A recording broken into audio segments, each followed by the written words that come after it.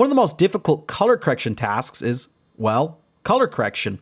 In this tutorial, we'll make friends with the RGB waveform scope to help us to quickly neutralize color casts in our brightest whites and deepest blacks. This will give us a great starting point to then add any look we want to our footage. So let's try this out. This shot falls victim to the dreaded green cast that fluorescent office lighting can produce. Let's get it back to neutral or near neutral whites and blacks so we can later add the color cast of our choosing. The first step is to make sure you're looking at the RGB waveform. Let's first click on the scopes to open them. If you're set up like I am, you may just be working with the Luma-only scopes. So if you are, let's click here to open our scope options, and then go to Waveform Type, and select RGB. Again, this is basically the same scope as the RGB parade, but just with the red, green, and blue color channels overlaid on top of each other. Okay, let's focus on our whites first. Let's pick a spot in the image that should be close to pure white. The whiteboard is perfect. If only every shot had a whiteboard in it, color balancing would be much easier. Anyway, let's use a great trick you may have seen in an earlier tutorial to just look at the whiteboard in the scope.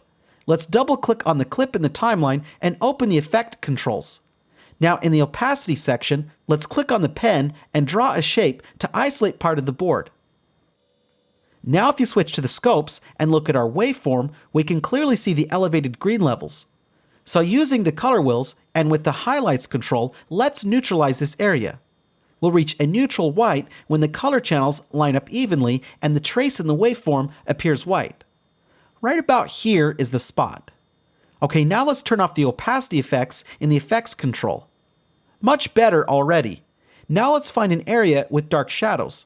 Again, we'll click on the pen tool and draw a mask around the darkest shadows in the background.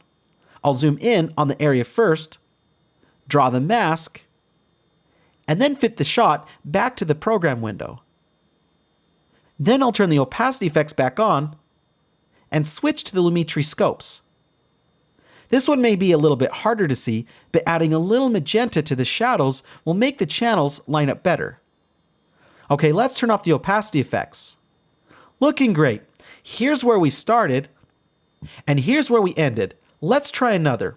This shot is really cold. Maybe you just want to really quickly balance the shot, even if it's not perfect, just so that the color temperature issue doesn't stand out to your client or collaborator looking over your shoulder. Well, there's a quick way to do this. In the basic correction panel, you'll find the white balance eyedropper tool. So we'll go ahead and click on it, and then click on the man's white shirt. While not perfect, this quickly gets you a pretty decent white balance.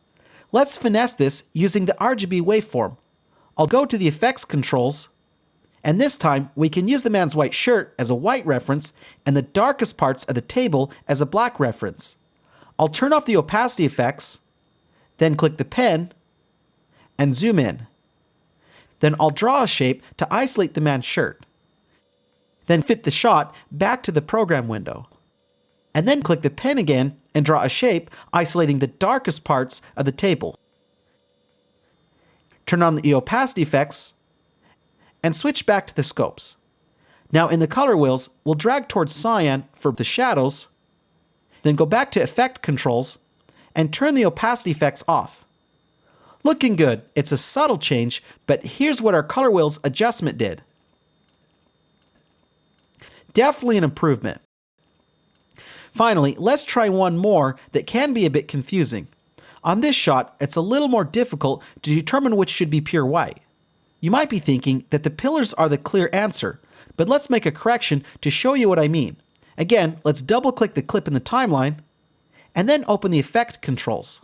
Then go to the opacity controls, click the pen, and draw a mask to isolate the middle pillar. Then go back to our scopes. Now in color wheels, I'll use the highlights control to balance this area just like we did before. And then turn off the opacity effects in the effect controls. Nice, but you may notice some variation in the far left and far right pillar.